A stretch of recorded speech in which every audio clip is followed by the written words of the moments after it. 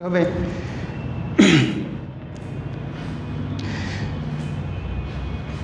আসসালামু আলাইকুম।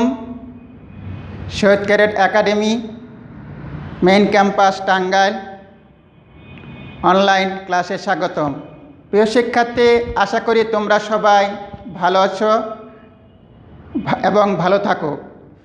প্রিয় শিক্ষার্থী, আজ আমি করাবো গণিত সপ্তম শ্রেণী 38 পৃষ্ঠা, গণিত সপ্তম শ্রেণী 38 পৃষ্ঠা, তৃতীয় অধ্যায়। বিষয় হলো পরিমাপ। বিষয় হলো পরিমাপ, অর্থাৎ পরিমাপের বিষয়, বিভিন্ন খুঁটিনাটি বিষয় সম্বন্ধে আমরা এখানে জানব। দেখো, প্রথমেই বিষয়টাই হলো পরিমাপ। পরিমাপ কি? পরিমাপ হলো মাপজোকের মাধ্যমে কোনো কিছু পরিমাণ নির্ণয় করাই হলো পরিমাপ। মাপজোকের মাধ্যমে কোনো কিছু পরিমাণ নির্ণয় করাই হলো পরিমাপ। এরপর পরিমাপের একক। কোনো কিছু পরিমাণ করার জন্য একটি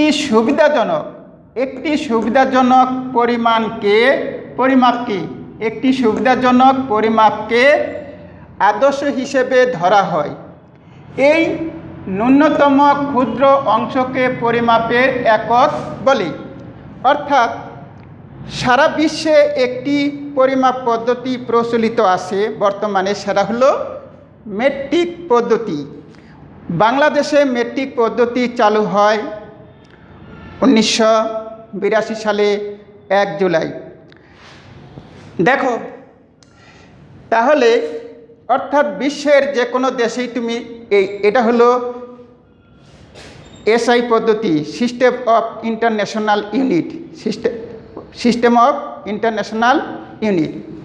এখন দেখো গুরুত্বপূর্ণ কতিপয় একক। দৈর্ঘ্য পরিমাপের একক মিটার। ওজন পরিমাপের একক গ্রাম। তরল পদার্থ পরিমাপের একক লিটার।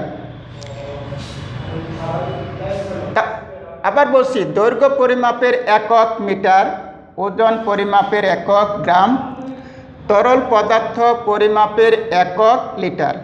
এরপরে 1 ইঞ্চি সমান 2.54 সেন্টিমিটার প্রায়। অর্থাৎ দশমিক থাকলে এটা তোমরা প্রায় দেবে। 1 ইঞ্চি সমান 2.54 সেন্টিমিটার প্রায়। 1 মাইল সমান 1.61 কিলোমিটার প্রায়। 1 মিটার সমান 39.37 ইঞ্চি প্রায়। 1 মেট্রিক টন সমান 1000 কিলোগ্রাম বা কেজি। 1 মিটার সমান 1000 মিলিমিটার বা 100 সেন্টিমিটার। 1 গজ সমান 0.9144 মিটার প্রায়। 1 কিলোমিটার সমান 0.62 মাইল। 1 মাইল সমান 1760 গজ। 1 একর সমান 4840 বর্গ গজ বা 4046.86 বর্গ মিটার। 1 কিলোমিটার সমান 1000 মিটার। 1000 মিটার। 1000 মিটার। এরপরে দেখো 11 নাম্বার। 1 বিঘা সমান। এরপরে দেখো 11 নাম্বার, 1 বিঘা সমান 1600 বর্গ গজ। 1 বিঘা সমান 1600 বর্গ গজ বা 1337.8 বর্গ মিটার। 1 কুইন্টাল সমান 100 কেজি। 1 কিলোমিটার সমান 10 লক্ষ মিলিমিটার। 1 লিটার বিশুদ্ধ পানির ওজন 1 কিলোগ্রাম। প্রিয় শিক্ষার্থী, তোমাদের সপ্তম শ্রেণী বইয়ে অনেক একক আছে, তবে আমি তোমাদের গুরুত্বপূর্ণ কিছু একক লিখে দিলাম। তোমরা সপ্তম শ্রেণীর বইয়ে যে গুরুত্বপূর্ণ এককগুলো আছে অর্থাৎ তৃতীয় অধ্যায়, তোমরা প্রত্যেকটি এককে মুখস্থ করবে এবং জানবি। এখন দেখো, তোমার পরিমাপ অর্থাৎ মাপযোগ করতে হলে, ক্ষেত্রফল নির্ণয় করতে হলে তোমাকে কিছু কতিপয় সূত্র জানতে হবে, যেগুলো না জানলে তুমি পরিমাপ করতে পারবে না। দেখো, পরিমাপের কতিপয় সূত্র। দেখো, ত্রিভুজের ক্ষেত্রফল ভূমি গুণন উচ্চতা একক হলো বর্গ একক। ত্রিভুজের ভূমি 2 গুণন ক্ষেত্রফল ভাগ উচ্চতা একক। 3 নম্বর, ত্রিভুজের উচ্চতা 2 গুণন ক্ষেত্রফল ভাগ ভূমি অর্থাৎ একক। এরপরে সমবাহু ত্রিভুজের ক্ষেত্রফল √3/4 a স্কোয়ার, √3/4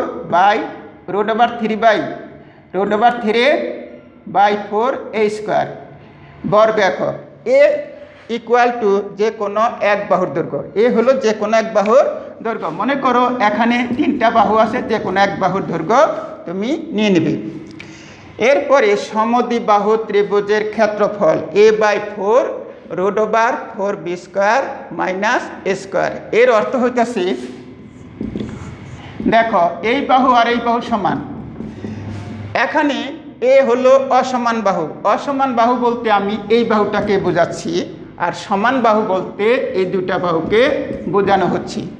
অর্থাৎ a/4 √4b² - a স্কোয়ার বর্গ একক। এ সমান অসমান বাহু, বি সমান সমান সমান বাহুদ্বয়ের একটি দৈর্ঘ্য। অর্থাৎ যে কোনো হয় এই বাহু, না হয় এই বাহু। তুমি যে কোনো এক বাহুর দৈর্ঘ্য ধরে অঙ্ক কষতে পারো। এরপরে 6 নম্বর, সমকোণী ত্রিভুজের ক্ষেত্রফল। সমকোণী ত্রিভুজের ক্ষেত্রফল 2/1 গুণন সমকোণ সংলগ্ন বাহুদ্বয়ের গুণফল। সমকোণ সংলগ্ন বাহুদ্বয়ের গুণফল অর্থাৎ হলো তোমার এটা হলো সমকোণ, এটা হলো সমকোণ। তাহলে সমকোণ সংলগ্ন অর্থাৎ এই দুই বাহুর গুণফল সমকোণ, এটা হলো 90 ডিগ্রি। তাহলে সমকোণ, এই সমকোণ সংলগ্ন বাহুদ্বয়ের গুণফল একক হবে বর্গ একক।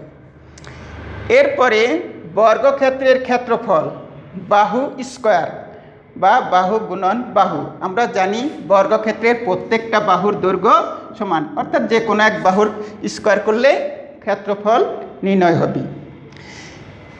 বর্গক্ষেত্রের পরিসীমা, বর্গক্ষেত্রের পরিসীমা 4 গুণন এক বাহুর দৈর্ঘ্য, অথবা এক বাহুর দৈর্ঘ্য গুণন 4। অর্থাৎ আমরা জানি পরিসীমা বলতে কোনো ক্ষেত্রে যতগুলা বাহু আছে তার দৈর্ঘ্যের যোগফল। আমরা পরিসীমা বলতে বুঝে কোনো ক্ষেত্রে যতগুলা বাহু আছে তার দৈর্ঘ্যের যোগফল। তাহলে এখানে এক বাহুর দৈর্ঘ্য গুণন 4, তাহলে 4 বাহুর দৈর্ঘ্যের সমষ্টি বের হলো। এরপরে আয়তক্ষেত্রের ক্ষেত্রফল দৈর্ঘ্য গুণন প্রস্থ বর্গ একক। এরপরে আয়তক্ষেত্রের পরিসীমা 2 গুণন দৈর্ঘ্য যোগ প্রস্থ একক। এরপরে দেখো রম্বসের ক্ষেত্রফল। রম্বসের ক্ষেত্রফল, রম্বসের ক্ষেত্রফল সমান সমান রম্বসের ক্ষেত্রফল দেখছি না,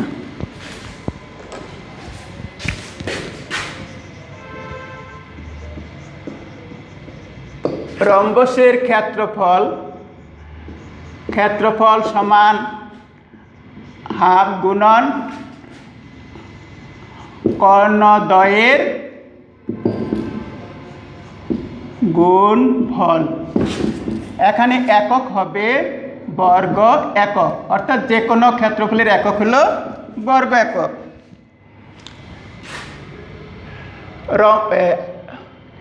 সামান্তরিকের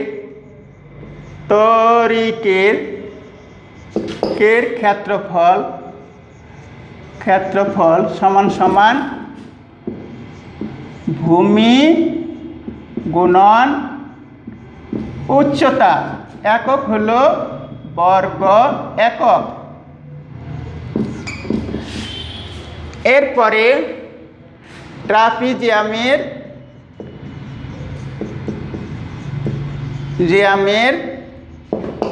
ক্ষেত্রফল 2-1 গুণন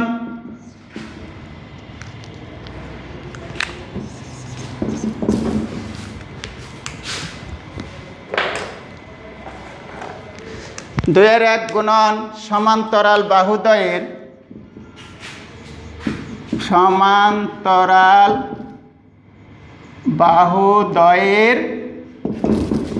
যোগফল গুণন উচ্চতা, একক হলো বর্গ একক।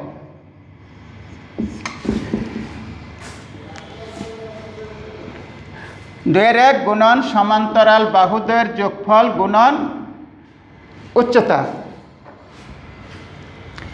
এখন দেখো, বর্গক্ষেত্রের একটি কর্ণের দৈর্ঘ্য, বর্গক্ষেত্রের একটি কর্ণের দৈর্ঘ্য সমান সমান √, দৈর্ঘ্য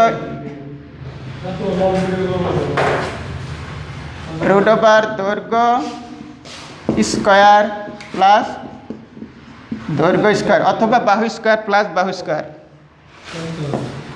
অথবা বাহু স্কয়ার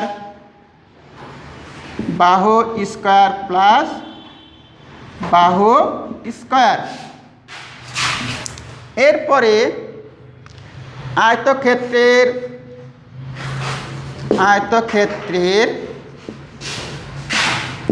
একটি কর্ণের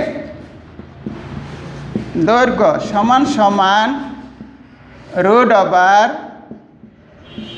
দৈর্ঘ্য স্কয়ার প্লাস প্রস্থ স্কয়ার।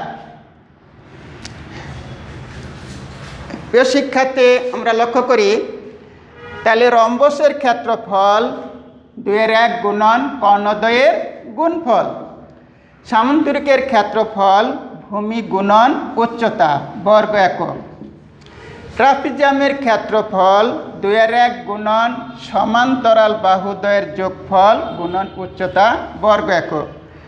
বর্গক্ষেত্রের একটি কর্ণের দৈর্ঘ্য বাহু স্কয়ার √, বাহু স্কয়ার প্লাস বাহু স্কয়ার। আয়তক্ষেত্রের একটি কর্ণের দৈর্ঘ্য √, দৈর্ঘ্য স্কয়ার প্লাস প্রস্থ স্কয়ার। প্রিয় শিক্ষার্থী, তোমরা এই সূত্রগুলো খুব মনোযোগ সহকারে পড়বে, কারণ তোমার যদি সূত্রই না জানো তাহলে কোনো অঙ্কই তুমি পারবে না। তাহলে তোমাকে অবশ্যই প্রত্যেকটি সূত্র পুঙ্খানুপুঙ্খানুভাবে জানতে হবে, তাহলে সেটা তুমি ক্ষেত্রফলের অঙ্কগুলা সঠিকভাবে করতে পারবে। এখন দেখো, সপ্তম শ্রেণী বই 44 পৃষ্ঠা উদাহরণ 1, সপ্তম শ্রেণী গণিত বই 44 পৃষ্ঠা উদাহরণ 1 বলছে 16 একর জমিতে 420 মেট্রিক টন আলু উৎপন্ন হয়।